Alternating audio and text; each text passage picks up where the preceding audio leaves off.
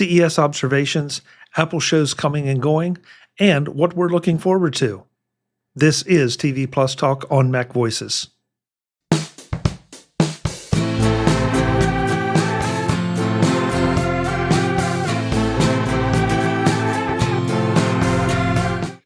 Welcome to TV Plus Talk. This is where we talk about all things Apple TV. I'm Chuck Joyner. She is... I'm Charlotte Henry. Hello. Are we saying Happy New Year? It's the end of January, but we haven't seen each other. We haven't hung out since we broke up for the Christmas, New Year holidays. So I hope you had a good break. I had a good break, Charlotte. Broke up. Let's just say we went on a slight hiatus just because of our respective schedules and everything. Yes. And now we're we back. Sent you off. Though. You went off to party in Vegas, I hear. I went to Vegas. I don't know about the party part. Right. We can discuss that off air. Yes. Yeah, there were no pictures taken. No, I attended CES again this year, along with, from what I'm told, I think the last numbers I saw were 145,000 other people. Wow. And this is so interesting because look, let's forget the fact that CES might have been one of the great super spreader events of the pandemic in 2020. Obviously, the numbers fell off a cliff during the pandemic and the immediate aftermath. Did this feel to you now that we're back on, it's all as it was? It's funny you say that, Charlotte, because that was a discussion at breakfast a couple mornings, that this is the first one that really did feel like, okay, no compromises. Yes, there's still security, and yes, there were still people in certain areas wearing masks, but it struck you as more of a personal choice kind of thing, as opposed to I'm really paranoid, or there's a mandate. So yeah, it felt like that is very much in the rearview mirror, for better or worse. Yeah, long may it stay that way. So go on then. Tell me about all the cool TV stuff. What TV should I be buying? What TV am I going to be buying? How am I going to be watching Apple TV in the near future? Boy, it's tough, Charlotte, because every year they bring out, there's some new fad or some new thing that they're trying to give you.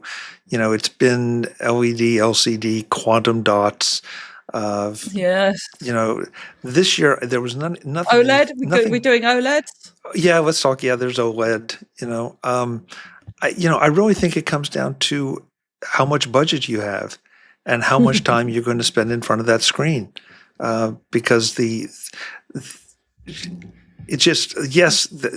no question when you walk into some of those demos that they look just flat out amazing. But of course, the pictures have been tuned to look amazing, to sell the whole concept. So, I would tell you that I'm not sure it's easy to buy a bad TV right now, because everybody has upped their game so much that if you just feel like you have to have the deepest blacks possible, yeah, and you want to spend $10,000 or $15,000, by all means, go for it. But if you can survive with something just a little bit lower, you can save yourself a lot of money. This is so interesting you say this, because I bought a new television pretty recently, towards the end of last year. I can tell you I spent only a fraction of the numbers you've just quoted. And it's a fantastic piece of kit. It's a 55-inch Samsung television, 4K. Everything looks wonderful. Obviously, when I watch Apple TV Plus, which is everything on Apple TV Plus is UHD, isn't it? Far as I know. So, all that stuff looks wonderful. When I watch the sports channels that are 4K, which are not that many, I have to say, in the UK, looks fantastic. And you're kind of sitting there watching it going, what else could I possibly need? And I suspect you and I are fussier about this stuff than most other people. I've gotten fussier from the experience standpoint, which really factors well into an Apple TV discussion, because the Apple TV interface is, I think, the best interface out there. I was with a friend who bought a... I don't agree with you on that, actually. Oh, okay, I want to come back to that, but let me take this one. But I was with a friend who bought a a TV over the holiday. It was, or I guess pre-holiday, but it was a TCL, which I own a TCL. It's a good name, but the Google TV interface is terrible, in my opinion. Roku, okay, Roku's kind of Roku. So it's getting down to, I never thought we'd talk about operating systems on TVs, but that's sort of what it is. And with more and more things being delivered through apps or an app experience like Apple TV, it really does matter now, I think, as much for the operating system as it does for the physical device. Now, I couldn't agree with you more on that. Okay, now tell me why you disagree though about the other. So I think large parts of the I'm talking about the Apple TV app, not the interface you get with the box or anything like that. I like most of it. I think most of it's really easy to use and clean and makes sense. There's two things I don't like about it. One I don't like about it is it's kind of a faff to get, if you're starting a series or you're in a series, there's a lot of jumps to see how many episodes there are in that series. Does that make sense? So perfect. Watching the morning show, I want to know how many episodes of this season of the morning show I have left. If some places you can just hold on the TV remote and see a list of episodes to come. You can't do that in the Apple TV app. You have to jump around a few places, and it's not particularly intuitive how you do that. You kind of have to search for the show as new.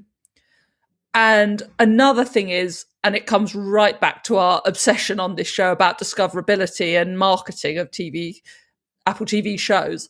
I don't know how easy it is to stumble across a show in the Apple TV interface and the Apple TV streaming service world. Do either of those criticisms sound fair to you? Very, very much so. Very much so. I think the discoverability is a problem, though, for everybody, because you have to question why a show is being promoted to you. Is it being promoted because it thinks it knows you based on information it's gathered about you?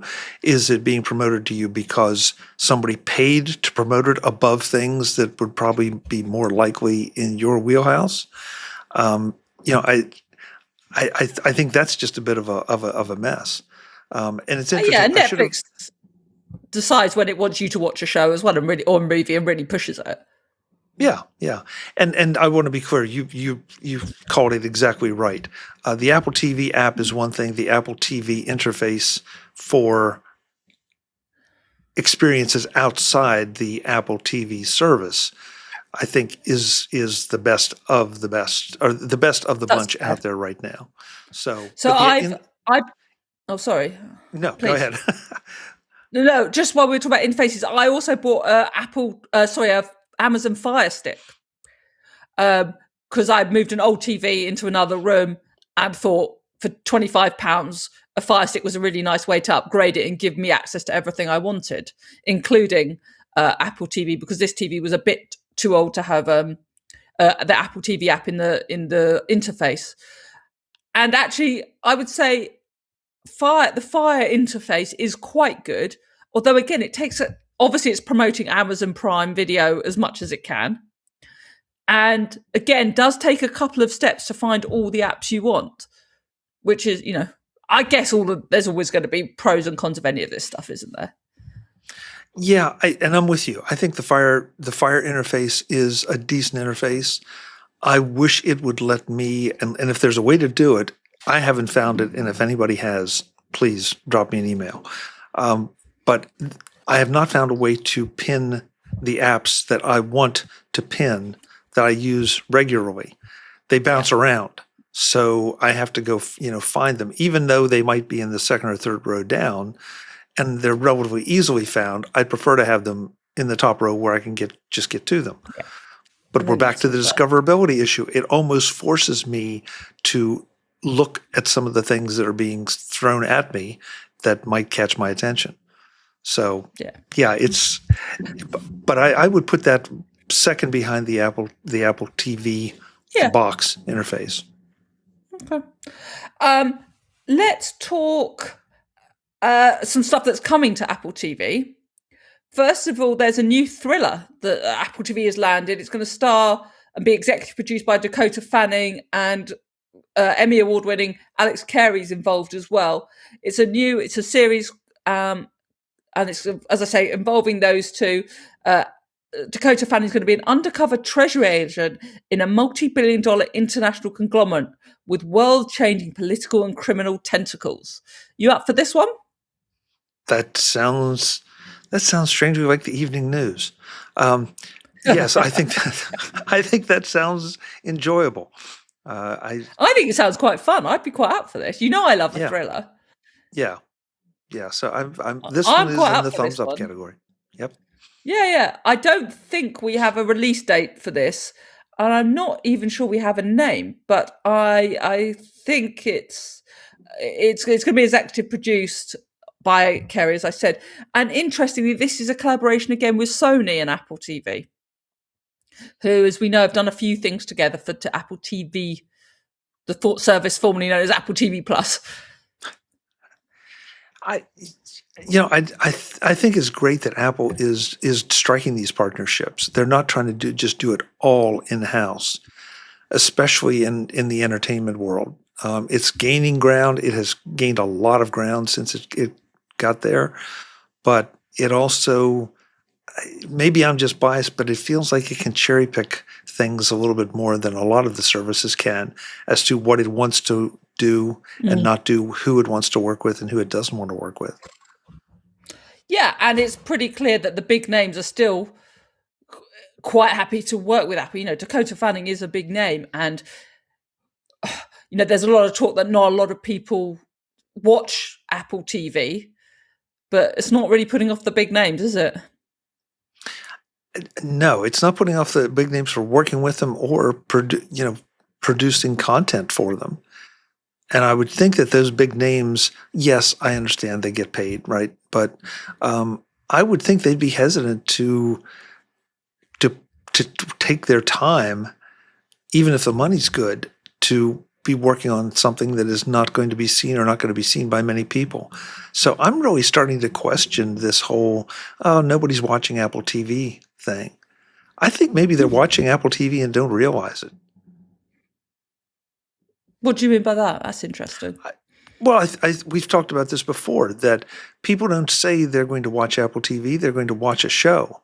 They're going to watch the morning show. They're going to watch Slow Horses. And at some point, yes, they had to subscribe to Apple TV. But I think that the idea is now that's one more place they can go to get a show that they want to get. And maybe the show is what drove them to it, and the subscription has stayed, and they found more things. Interesting. Yeah, you might well be right. That's a show that's coming to Apple TV. One that's going is called The Last Frontier. It's been cancelled after just one season. Did you ever watch this show, Chuck? I did not. In fact, when I saw it was cancelled, it's like, I have no idea what was just cancelled. I'm with you. I confess I hadn't even heard of this show, which rather indicates to me not many people had heard of this show. I at this point, I've honestly forgotten, especially since it was canceled, what the premise was. But yeah, it didn't. It was not even on my list. No, but there's a wider story here, which is Apple has been quite brutal with what it culls, hasn't it? You know, if a show isn't doing what it considers well, it's happy to pull the plug even after one season. It's pretty brutal. Is it any more brutal than some of the others? I mean, Netflix was accused of that kind of thing pretty heavily. Sure. I just think it's interesting that they're clearly... I'm not even particularly saying this is a criticism, to be honest with you. I'm just... If anything, it might be a compliment because it's very determined to have the quantity, not the the quality, not the quantity, which has always been the thing with Apple TV. And it's, you know, there are no sort of punches pulled if it doesn't feel like something is doing what it needs to do on the service. And it's no mark of shame to have something that was an experiment. They tried to see if there was an audience. or if it was delivering what they wanted, both in audience and quality. And if it just didn't make it, then it didn't make it. There was a show, I forget the name. It was about a young girl who was a musician. It was right at the start of Apple TV. It was one of the first things on Apple TV. And that got pulled after one season. They pulled Mythic Quest. Yeah. We were meant to have another season of Mythic Quest, and suddenly that went. There is no messing around on Apple TV. You're either in it, they don't give you that much leeway to try and revamp your show.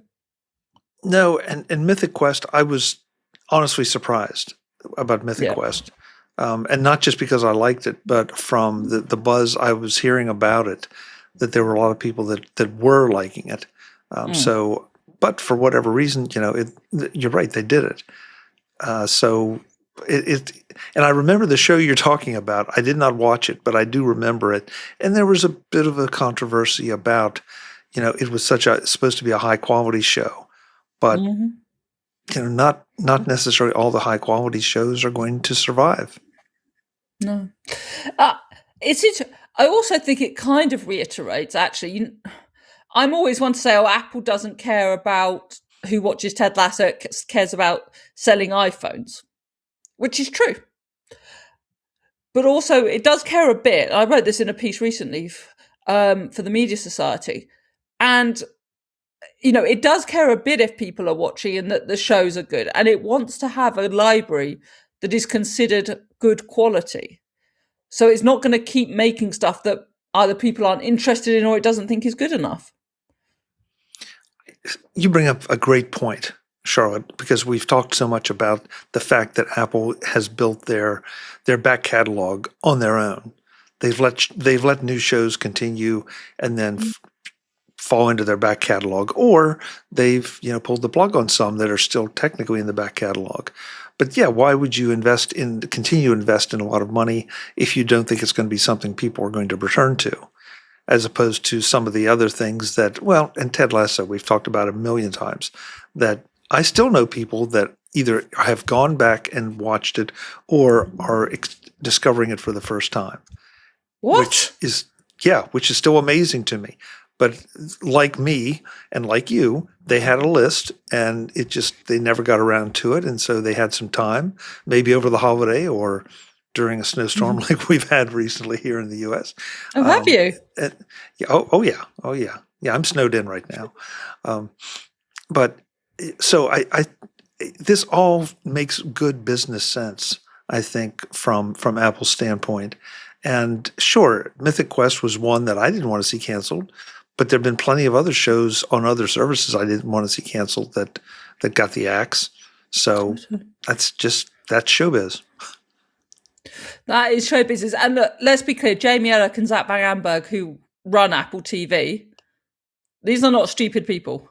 These are not people that don't know about TV. Like, there would, I'd be imagined, fairly compelling reasons if they're pulling a show. Yes. And once again, I'm cynical in many ways, but I'm prepared to be a bit generous on that. Well, and like so many decisions Apple or any other large company makes, no matter how hard somebody digs, we're never going to know all the details and all the reasons. We might be able to guess and we might be able to confirm some of the major reasons, but all the subtle things that go into those decisions, no, we'll never know. Yeah. Okay, well, we've talked about things that are not coming to Apple TV. Can we talk about some things that are and that we're looking forward to in 2026? Absolutely. But before we do, I want to bring up one that I just finished over the holiday. And that's Down Cemetery Road. Okay. Down Cemetery Road was one that I sort of fell into kind of by accident. I'd put it on my list, but it looked like, okay, maybe I'll give it a shot. And I really enjoyed it. Do a very candid assessment here, not to the point of Slow Horses, but close. And also, to be fair, this was only the first season, whereas Slow Horses, what have we had? 4? 3, 4? I've lost track. I think we're up to 5 now, yeah. And I think we're going to get about 7. Yeah, but I really enjoyed the characters. I enjoyed the storyline. Best of all, they did one of these endings that if they decided to wrap the series here, it would be okay, but it would be very easy to pick it up and continue to run with it. So I didn't feel unfulfilled at the end of the series. So if you're looking for something, I would say definitely you have to give it the first 2 episodes to make sure that you're What's into the premise? Give us a bit of an outline of the premise. Oh boy, see, I'm afraid I will give away things. So let's just say it is a thriller, which with conspiracy issues and obviously action and some unlikely heroes. So it's not. I will embarrass myself by saying I don't know who starred in it because that's just not my thing. You follow that a lot more than I do, but I did not necessarily recognize either one of the really any of the leads. Come to think of it, but they all played very, very well, and it is set in the UK. So Charlotte, you should be doing your homework. You've sold me. I'll check that out. Maybe I'll have to get stuck into that this week before we can discuss it more when we meet again. You know what I'm looking forward to, don't you, Chuck? 2 episodes, though. 2 episodes. You got to do 2. Promise you. I'll watch multiple episodes, I promise. Okay. You know what I'm looking forward to, don't you? Well, I know a lot of things you're looking forward to. Yeah, but it's the new season of Shrinking. It's coming out. Well, it's coming out on the 28th of January. We're recording this on the 26th of January. So by the time you watch or listen to this, it might actually be out. I love Shrinking. I think it's got enough of a feel-good vibe. I think the acting's great. I'm very, very excited about this. And I'm excited because you got me into this. This was one of those that even with the cast, I would not have given a second glance at. And once I watched the first couple episodes, I was hooked. And what is it, season 3 now? I think, yeah. And it is on my list, absolutely. So thank you for this. Yes. I will throw out again. I was going to say, you talked about in your series that they leave it in a way that can continue and could stop. That happened, of course, in Shrinking with season 2, and now we're coming back to it. So I'm really looking forward to that. That's January the 28th for people who are interested in it. So I will throw out one that we've talked about here, Legacy of Monsters, that is coming up. And I'm sorry, I don't have the start date, but I know it's coming up soon. Godzilla Legacy of Monsters. And all I can say is this is one, we've talked about it here before. It's not what you think it is. It is much more overreaching. It's not just plastic suit or CGI monsters tearing cities apart. So I think this is the second season. So give it a shot. Yeah, season 1 is out. Season 1 is out over on Apple TV. Yeah. Maybe I'll have to get into that. Maybe I'll have some monster action. This sounds quite fun. There's another show, and I have to say, I didn't know about season 1 of this show. It's called The Last Thing He Told Me. Season 2 of it is coming out on the 20th of February. Again, it's a kind of psychological thriller. So I watched the trailer for season 2. One, it looked quite compelling and quite good and quite dramatic. I would also say one thing I noticed is that even on the Apple press site, they embedded the trailer from YouTube, which I found, because I'm a nerd like this, I was pretty sure they always did a native embed on these sites, and now they're just doing YouTube, which I kind of found quite compelling. This is just me being a nerd, but I noticed these things. Yeah, no, that is really interesting. I did not know that. And is this the one with Jennifer Garner? Correct. Yeah. Okay. Wow, I knew an actress. Good for me. Yeah, I was not familiar with season 1. I will wait to hear your report on getting. Yeah, I'm going to check it out. It's based on the first time I saw him, which was a New York Times bestseller by Laura Dave, and so that's one of the that's where it comes from. It's based on a novel, which Apple does tend to like to do. It does buy a lot of IP from books, which I'm always cynical and rude about. But anyway, if someone wants to buy IP from my books, though, that's fine. call me. I'll give you Charlotte's email. Yeah. Fine. If anyone wants to, any IP that I've made, we can talk. Speak to my agent. Yeah. I will throw out one that's already started. I believe the second one, the second episode is out. It's either out or will be out almost as we record this, and that's Hijack. Yes, Idris Elba. Yes, this is another one of those that I was almost skeptical over the hype of season 1 and enjoyed season 1 immensely, and so I'm really looking forward to digging into season 2.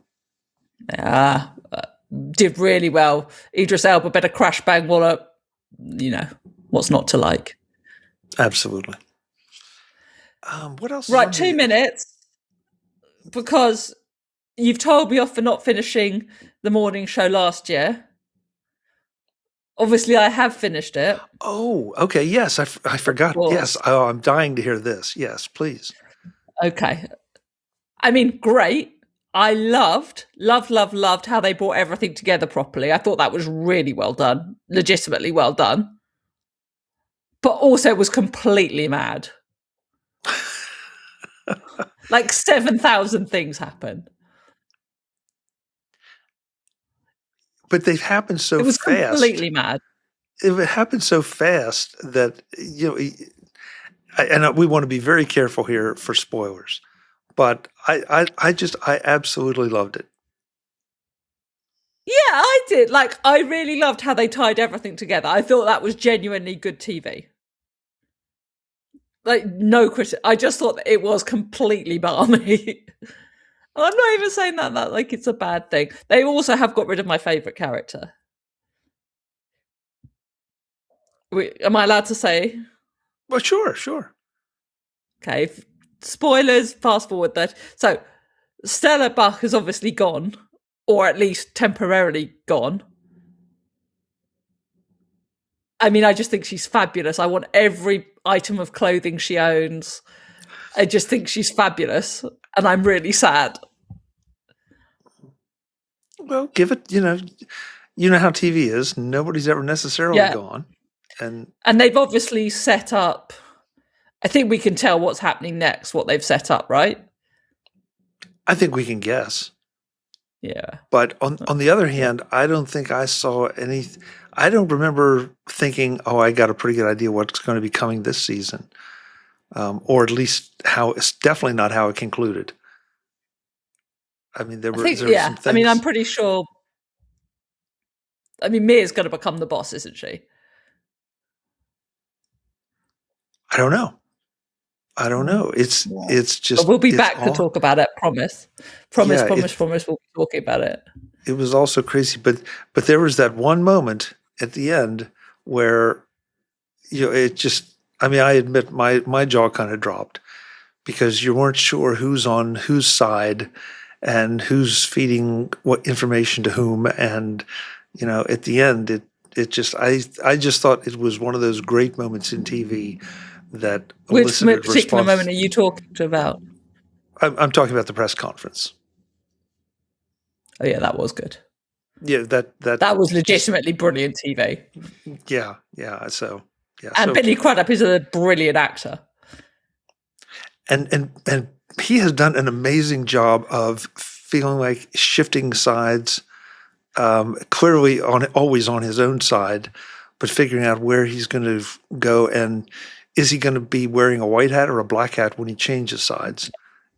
Yeah. No, legit. That is brilliant TV, and I think I had the same reaction as you. Well, as we talk about things we're looking forward to, I think that could a new season of the morning show can definitely be on the list for this year. Presumably, we're going to get one in 2026. Yeah, honestly, you keep up with some of that more than I have. Have they announced another season? I don't know. I don't think they have, but I think we know we're getting one. I don't think we know when we're getting one. Yeah, I hope so. I really hope so. Yeah. Well, that's all quite fun. I'm sure there'll be more things to look forward to as the year goes on. Well, I'm so glad you made it back from CES in one piece. Well, thank you. You kind of look like you've recovered. I know it takes a lot out of you. 1 year, I really want to come. I just want to do it once. just to see how crazy it is. We will put you into the group and walk you around, and you'll come back looking like I did when I came back, kind of exhausted. Listen, what happens in Vegas stays in Vegas, Chuck. Most of the time. Yeah, most of the time. But well, I will do a shameless plug, but not everything stays in Vegas, because you can see a lot of the interviews that I did in Vegas. I'm still editing and releasing them on the MacVoices feed, so go and check those out at MacVoices.com. Yes, great. It's great stuff. Yeah. With that, though, you can find me there, and you can find me on the socials as at Chuck Joyner. Charlotte, where can folks connect with you? Yeah, I'm at Charlotte A. Henry across social media. The main site I run is The Edition. That's The Edition, ADD.net.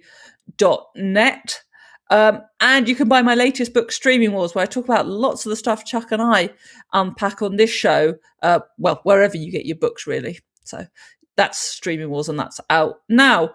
Chuck, such a pleasure to catch up, and we'll be back in a couple of weeks. We will indeed. And folks, we hope you'll be here joining us. Thanks for watching. Visit MacVoices.com for show notes and to connect with Chuck on social media. Get involved in our Facebook group or like our Facebook page, and get more out of your Apple tech with MacVoices Magazine, free on Flipboard and on the web.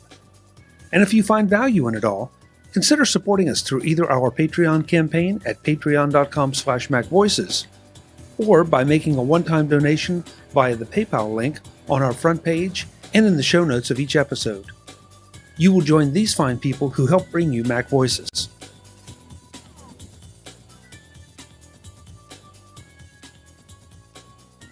Advertising handled by Backbeat Media at backbeatmedia.com. Bandwidth provided by CacheFly at cachefly.com.